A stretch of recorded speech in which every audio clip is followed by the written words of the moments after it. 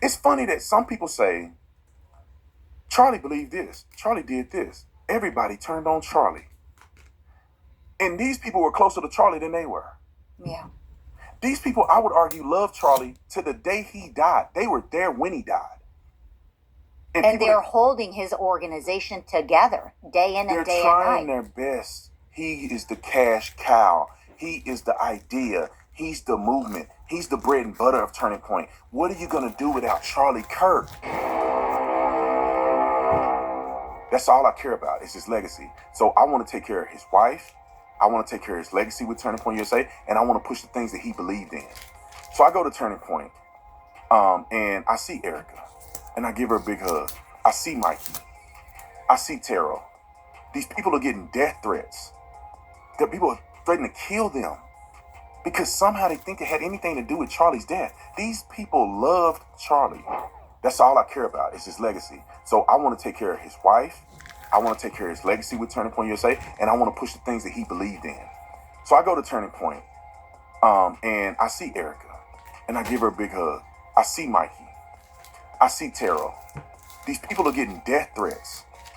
The people are threatening to kill them because somehow they think it had anything to do with Charlie's death. These people loved Charlie. Like and subscribe to the channel. Hit the bell to get notifications anytime I go live. Make sure you subscribe to all of my channels. Espanol channel, and also subscribe to our podcast channel. It's called The Officer Tatum Show channel. Make sure you subscribe. Let's get into this.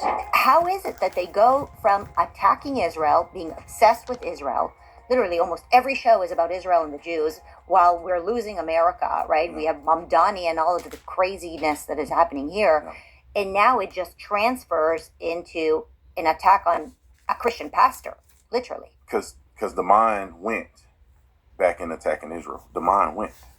So now the mind is susceptible for the devil to use you for his good. And so you see those people going now and attacking good people. I know Rob. I could probably text Rob right now. I didn't know Mikey as much, but I know Rob, and I met Mikey a few times. I know Erica. I've met her. For somebody to say that they think that they have anything to do with Charlie's death, they're either, it's only one, well, if you don't know them, you're ignorant. If you know them and say it, you're evil. Yeah. It's pure evil. It's evil. I went to Turning Point the other day because I do really love Charlie, and Charlie was my friend. And my dedication to Charlie is his legacy. That's all I care about is his legacy. So I want to take care of his wife. I want to take care of his legacy with Turning Point USA. And I want to push the things that he believed in. So I go to Turning Point, and I see Erica. And I give her a big hug. I see Mikey. I see Terrell. These people are getting death threats. The people are threatening to kill them because somehow they think it had anything to do with Charlie's death. These people loved Charlie. What are we saying? Every single day, women find out that they're unexpectedly pregnant. Many are filled with fear and they feel like they just can't do it. But you can be the difference. You can transform that fear and uncertainty into real hope. For just $50, you can provide a bundle of hope, a package of practical support and encouragement that reminds a woman that she is not alone and that her baby is deeply valued. Each bundle of hope gives a mother courage, a baby protection, and a family a chance to thrive. And when you give, you're not just making a donation, you're delivering hope. Every single dollar goes directly to helping women in unplanned pregnancies choose life and find strength for the journey ahead. Will you join us in delivering 100 bundles of hope to women and their preborn babies this month? Together, we can deliver hope, one bundle of hope at a time. All you gotta do is go to SaveTheStorks.com/Tatum and give today. It's funny that some people say, Charlie believed this, Charlie did this. Everybody turned on Charlie. And these people were closer to Charlie than they were. Yeah. These people, I would argue, loved Charlie to the day he died. They were there when he died. And they're holding his organization together day in and day and night. They're trying their best. He is the cash cow. He is the idea. He's the movement. He's the bread and butter of Turning Point. What are you going to do without Charlie Kirk? You know what Mikey had been told over and over again by Charlie?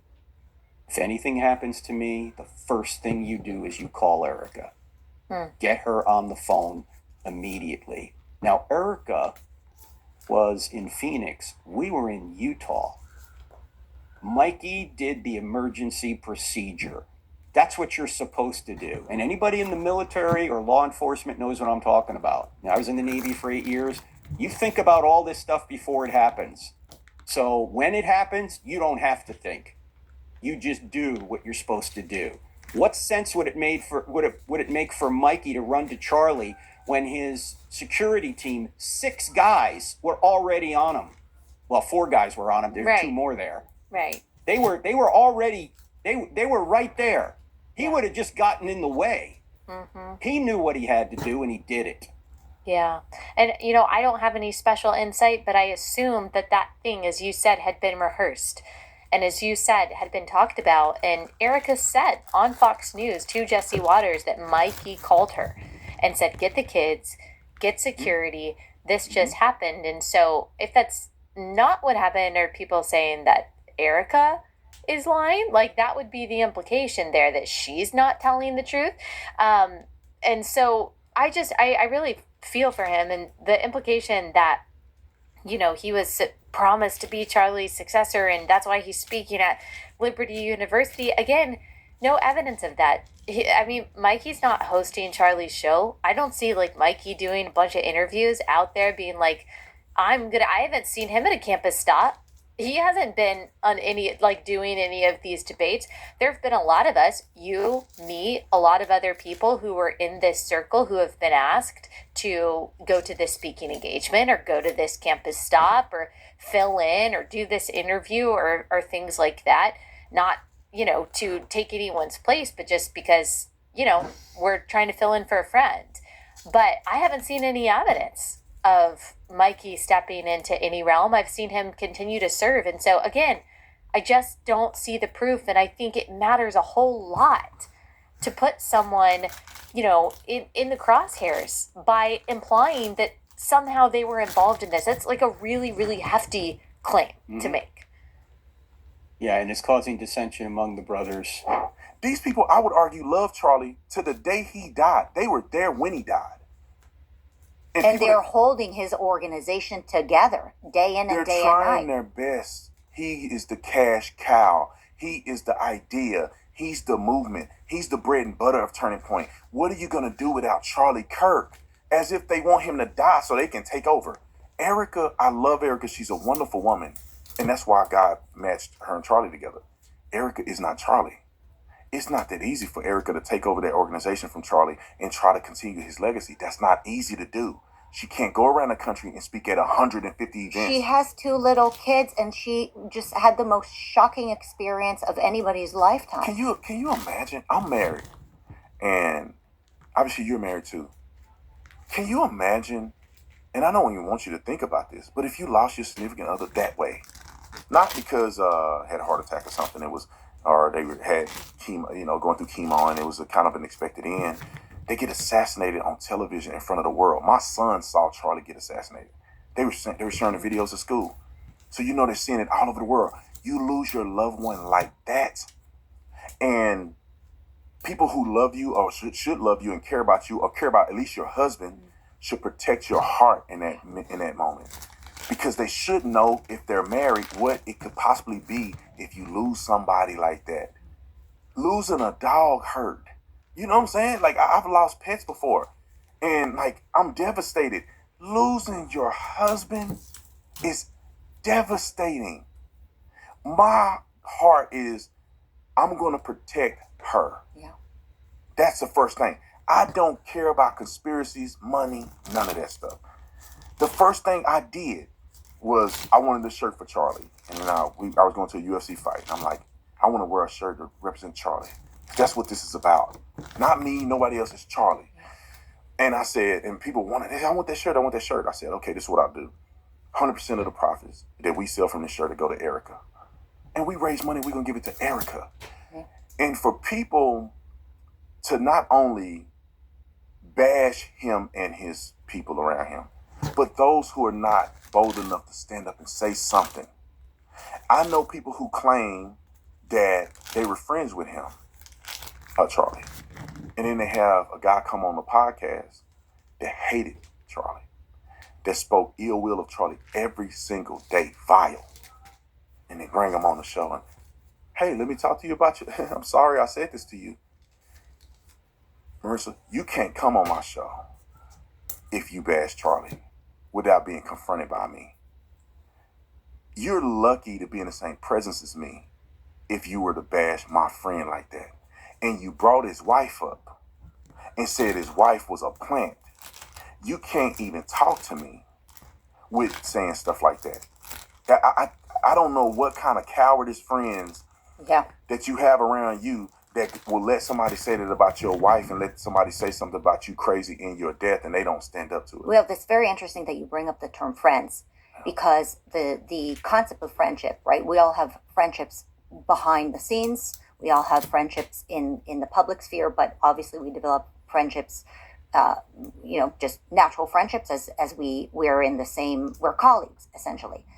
How can you be a friend of Charlie Kirk's and bring on a vile person who constantly tried to destroy Charlie Kirk's organization? Yeah. You call that friendship? And I mean, I'm going to say, I don't want to say his name. Everybody is watching this knows exactly who I'm talking about. But the reason we are not calling this person out, people are not calling this person out, is because we're saying, oh, he's our friend. We don't bash our friends in public. We don't bash our friends in public. Meanwhile, this friend of ours has no problem bashing our dead, murdered friend who can't stand up for himself or for his wife at this point in time. Right. It is, Brandon, it is demonic. The demon has made it into the conservative right. Yeah. And I'm all about having a big tent. But even a tent needs to have its borders. Even if a tent does not have a border, it will lose its soul. And I really worry that if we do not speak out, we're going to be swimming in a lot of vile garbage and we will lose everything we fought for. You cannot say that you are a fan of Joseph Stalin and think that you have, there's a, and I'm not really a big rapper, but there's a big song out, like Kendrick Lamar. They not like us. Yeah. They not like us. Like, you saying you support Joseph Stalin and you a Hitler fan, and that you say the N-word every time you open your mouth on your shows, and you bash women, and you do this, and you say you were effing Turning Point USA. He said it. I'm effing Turning Point USA, and I've been effing it, and it's Charlie's baby. Yeah. Charlie's baby, Turning Point. I'm effing it. I'm taking over Turning Point. I'm gonna tear it all down. You ain't like us. We don't operate like that. Charlie don't operate like that. Why didn't Charlie interview that person? Because Charlie we don't give credence to foolery. And then you wait till he dies to interview this person. Why didn't you interview him when Charlie was alive? I wonder why. But then you bring him on to do a little, like I call it butt sniffing. Like dogs, they want to get to know each other, they sniff each other's butt. This should have been an all-out brawl. I'm telling you, Marissa, no one, I hope that anybody watching this, if you ever disrespect any of my friends to that degree, and their wives after he has died, don't even talk to me. Don't even talk to me. If I see little Hitler somewhere, don't talk to me. Stay in your lane, gangster. We ain't the same. You not like us. Don't come up to me and say, I want to be friends. Can I come on your podcast? It's not going to go well for you. I can't stand evil people. And the person who's gaslighting the living daylights out of us, who decide to interview, you know who I'm talking about, he's gaslighting us too. Because he goes and says, oh, I brought him on because I wanted to. No, you gaslighting us. Well, he'll say, oh, well, it's my right to interview whoever I want. You're right. Correct. Yeah. Correct. It's freedom of speech. Yeah. It's your right. But should you? Should you do this? Well, you talk about morality. We talk about being a Christian. You talk about being biblical. Okay, interview whoever you want. But there is a consequence, because should you do it? Should you interview the arch nemesis of your murdered friend 2 months after he was murdered? Should you? And should we hold him accountable for doing something literally horrible, vile, and probably demonic? Interview who you want. We're going to call you on the carpet. That's it. You can't interview and think people are going to call you out. Why do I not interview certain people? Because I'm not giving a platform to somebody who is, and the thing is this, you can stay online and say whatever you want on your own platform. Little homie can say whatever he want on whatever he want to do. And people can interview whoever they want. But brother, you interview somebody like that, we're going to come out, we're going to criticize you. Sure. Just like somebody come out and say God ain't real. I mean, like God ain't real. I don't care if you're a Jewish or Christian. We all believe in God. God ain't real, and we're not going to criticize you. You got to be a fool. You can't be. You're not a part of the movement. If you're saying God don't exist, you're not a part of this movement, because all the things we do is in light of what God has done for us, and God's, word, the word of God, the law that we have, our founding fathers, all of that is God. And when people come out and do this foolery, we don't want you to be a part of what we're doing. No, like if you think that there's a lot of momentum in this too, people are forgetting. I'll post a clip of the little homie. I call him little homie. I post a clip of him doing some vile. In my comment section, people are defending it. We will lose our party if we start giving credence to this. I compare it like this. Let's say Adolf Hitler was around and was a big podcaster. You bring Adolf Hitler on your podcast, but don't talk about the Holocaust. Then what are you doing? You're almost trying to act like he normal. No, he ain't normal. No, he says the craziest stuff in the world. No, he hates women. He bashes women. He calls them bees and all this other stuff. That's not Christ-like for us as Christians, and that's not godly. You can't do that and then expect for people to respect you the same way. You can't have people on your podcast and you can't determine if Hamas is a terrorist organization or not. What are we saying here? Bring people on your podcast that say the Jews created AI to destroy the world. You're not going to at least push back on that. You interviewed a woman on there that says that Hamas is not a terrorist organization and that Christians are treated better in the West Bank than in Israel. That was the George The nun. Stephanopoulos' nun. Yeah. It's George Yeah, Stephanopoulos' his sister, sister. who, by the way, George Stephanopoulos, like after everything Trump went through with that family, that's who we're now His platforming. sister- Oh, just bring them into our tent. Our tent has no borders. You know when this William Buckley, you should read William Buckley because he has written about this a lot. Well, I heard and about that. and it was a very dangerous moment for the conservative movement because America is not extremist. Right. America is a melting pot. That's what America is. Everybody is an intermarriage. People don't like extremism, and if we allow our friends to narrate for and launder the ideas of extremists into our movement, then all the stuff that they were accusing us of, right? This is why the New York Times is all over this. They are loving this. Loving it. They are loving this because we're not talking about Mamdani. We're not talking about we're just laundering bad ideas in the name of, well, it's freedom of speech. We can talk about whatever we want. Yeah, it's your freedom of speech, but there has to be a consequence. Look, there's a mathematical equation here, and there's a precedent that has been set. The left did this already. The left had the radical nut jobs in their party. Yes, the squad. Doing all this crazy stuff. We don't know what a woman is. They doing all of this, and a lot of people left them. That's right. This is why Trump got elected overwhelmingly like he did. This is how we've been having a House and Senate, and we've been winning on these arguments because they're so crazy. They say they love women, but they want men to beat up women in sports. What? So true. The left took in their most extremist faction and said, well, but it's getting us a lot of views. And so we're gotta bring it. Let's bring AOC to be our leader. It's amazing how evil uses the exact same formula. It's the same formula and it's coming our way. And I mean, the thing that we have on our side is the most powerful thing, and that is God. And as long as we stick to the truth and we remember how important it is to have strength and courage, we will reject it. You're rejecting it. Charlie rejected it. We're rejecting it. And, I think really that is ultimately the armor of God is to reject the lies and just stand in with the light. 100%. How do we honor Charlie Kirk, really? How do we honor his legacy? It is very simple. You do what he stood on. Put God first. And all the principles that Charlie had, the standards that he had. Like, he kept the Sabbath.